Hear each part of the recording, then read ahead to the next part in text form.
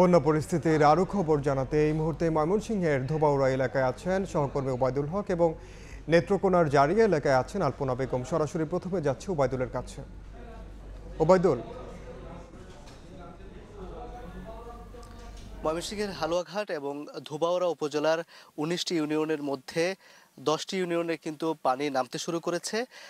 তবে নিচু যে এলাকাগুলো রয়েছে সেই এলাকাগুলো কিন্তু এখনো অপরিবর্তিত এবং কিছু এলাকায় পানি কিন্তু বেড়েছে। আমি যে জায়গাটিতে আছি পুরাকান্দলিয়া এলাকায়, এখানে কিন্তু আমরা দেখতে পাচ্ছি যে বিস্তীর্ণ এলাকা দেখা যাচ্ছে। এই এলাকা কিন্তু আর ৪ দিন আগেও কিন্তু এখানে সবুজ ফসলি মাঠ ছিল, যে মাঠে আসলে কৃষকদের ফলানো ফসল রূপামন ধানের ফসল ছিল।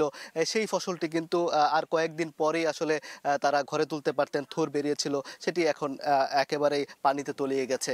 আশেপাশে যে ঘরগুলো দেখা যাচ্ছে সেই ঘরগুলো কিন্তু এখনো ডুবে আছে। মানুষজন কিন্তু এখনো পানিবন্দী অবস্থায় দিন যাপন করছেন। এবং তারা বলছেন যে তারা সবচেয়ে বেশি যে সমস্যায় আছেন খাদ্য সমস্যা, খাদ্য সংকটে রয়েছেন।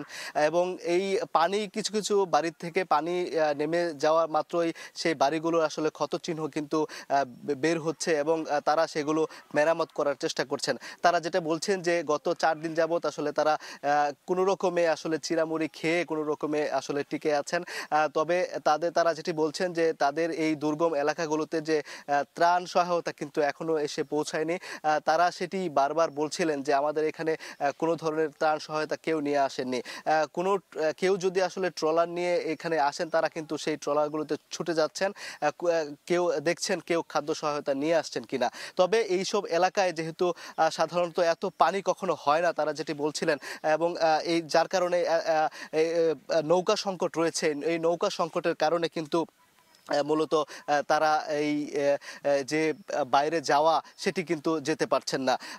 এইদিকে ফুলপুর উপজেলায় আরেকটি উপজেলা ফুলপুর, সেটি কিন্তু নতুন করে প্লাবিত হয়েছে গতকাল একটি ইউনিয়ন এবং আজকে আরও একটি ইউনিয়ন কিন্তু প্লাবিত হয়েছে।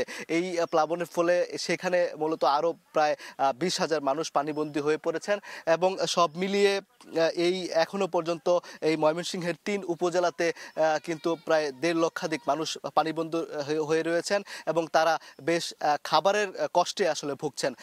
তারা সহযোগিতা চেয়েছেন সবার, যাতে এই পরিস্থিতি আসলে উত্তরণের জন্য সবাই আসলে তাদের পাশে দাঁড়ায়। তো এই ছিল ময়মনসিংহের বন্যার পরিস্থিতি। আমরা এখন চলে যাব নেত্রকোনায়, সেখানে আছেন আমাদের সহকর্মী আলপনা বেগম।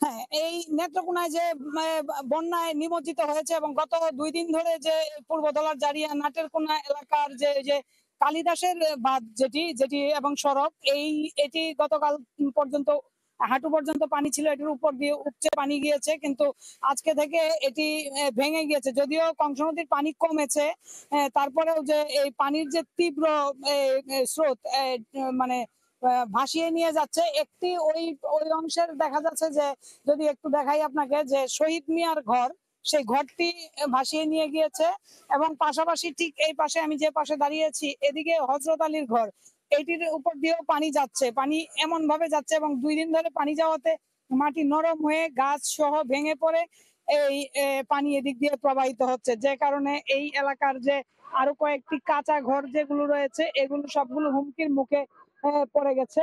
যেমন কংস নদীর পানি বিপদ সীমার ৫১ সেন্টিমিটার থেকে কমে ৪৩ সেন্টিমিটার কমে ৮ সেন্টিমিটার উপর দিয়ে প্রবাহিত হলেও কিন্তু এই যে মানুষের যে বাড়ি ঘরের ভেতর দিয়ে যে পানি যাচ্ছে এটা কমছে না।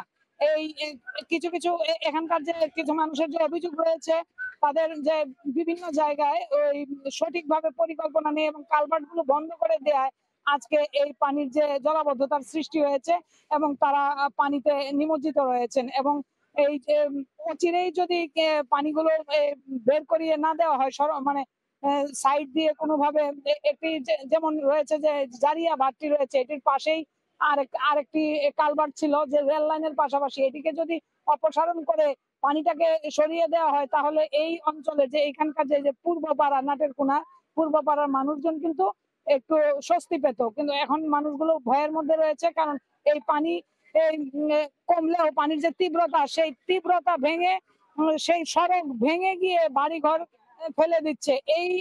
এই ধরনের একটা পরিস্থিতিতে রয়েছেন তারা। তাদের বাড়িঘরে খাবার দাবার এখন পর্যন্ত করতে পারছে না। এখন পর্যন্ত যে সব বাড়িঘরে পানি রয়েছে তারা হচ্ছে না খেয়ে আছেন। তো আমার কাছে আজকে নেত্রকোনার বন্যা পরিস্থিতির এই ছিল সর্বশেষ।